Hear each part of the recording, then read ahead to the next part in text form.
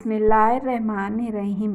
حضرت عائشہ رضی اللہ عنہا فرماتی ہے، میں نے عرض کی یا رسول اللہ صلی اللہ علیہ وسلم، عورت پر کس کی خدمت کرنے کا سب سے زیادہ حق ہے؟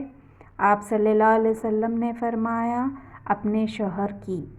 میں نے پوچھا، مرد پر سب سے زیادہ کس کی خدمت کرنے کا حق ہے؟ فرمایا، اپنی ماں کی۔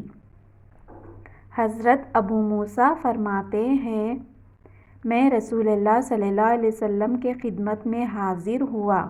میں نے رسول اللہ صلی اللہ علیہ وسلم کو یہ فرماتے ہوئے سنا ہے کہ اپنی ماں کے ساتھ، اپنے باپ کے ساتھ، اپنی بہن کے ساتھ، اپنے بھائی کے ساتھ حسن سلوک کر اور رشتہ داری کے قرب کے مراتب کا لحاظ کرتے ہوئے جو زیادہ قریبی ہو وہ زیادہ حسن سلوک کا مستحق ہے۔